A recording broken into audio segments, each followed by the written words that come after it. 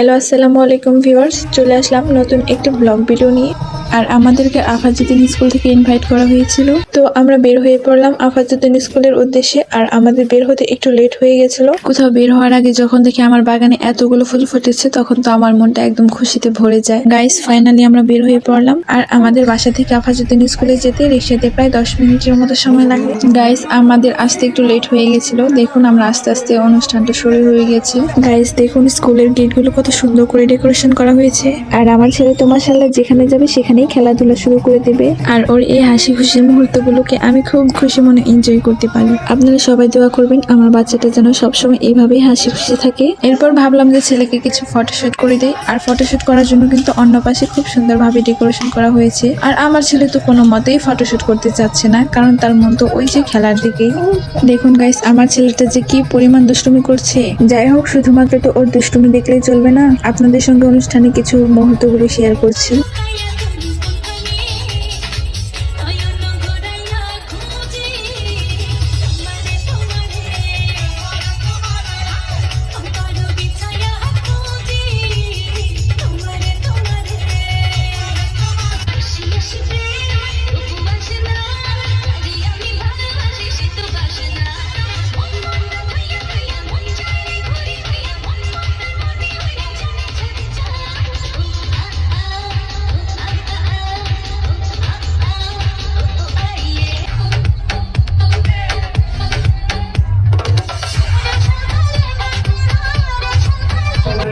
Guys, আমার ছেলে তো এক জায়গায় স্থিরভাবে বসে থাকার মানুষ না, যার কারণে আমি স্কুলটা একটু আমার ছেলেকে নিয়ে ঘুরে ঘুরে দেখছিলাম।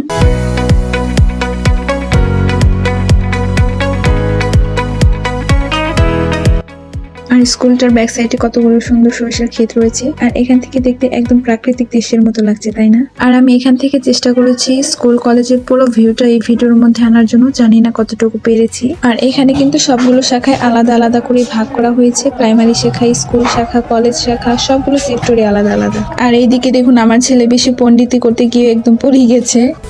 তো কিছুক্ষণ পর আমরা আবার গিয়ে বসলাম কিছু গান শোনার জন্য। আর এখানে কিন্তু বিটিভি চ্যানেলের কিছু শিল্পী ভাড়া করে আনা হয়েছিল।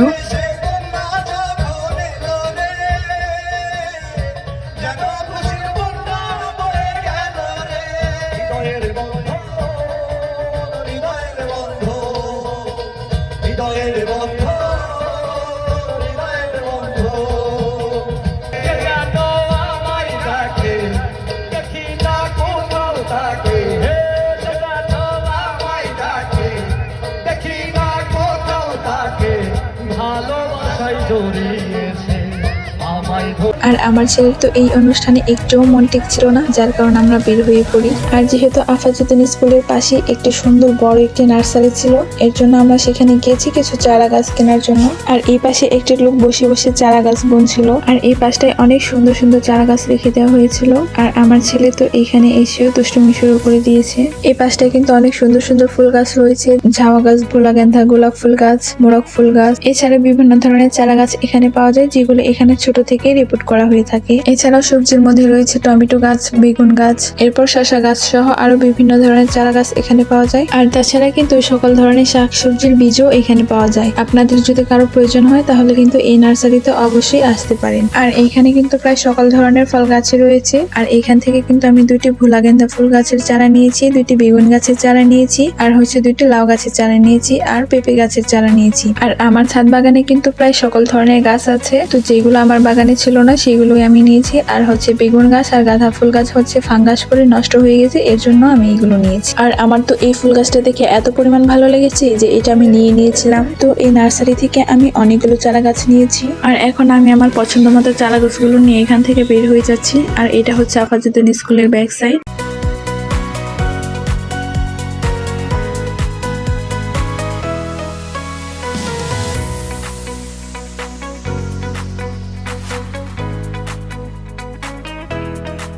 সো গাইস, আমি নার্সারি থেকে মূলত এই গাছগুলো নিয়েছি। এখানে ফুল গাছ সহ, অ্যালোভেরা গাছ, বেগুন গাছ সহ আরো অনেকগুলো গাছ আছে।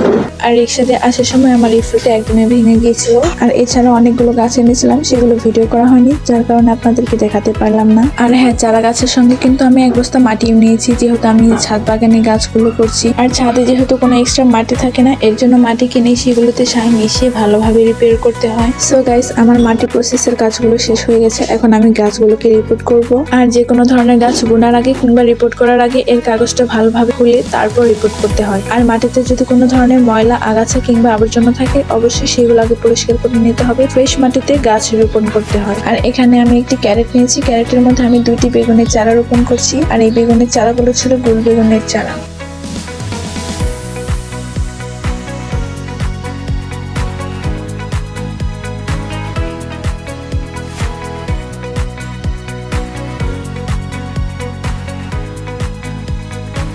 সো গাইস, এখন আমার সবগুলো গাছ রোপণ করা প্রায় শেষ। আর আমার গাছগুলো রোপণ করতে করতে প্রায় সন্ধ্যা হয়ে আসছে।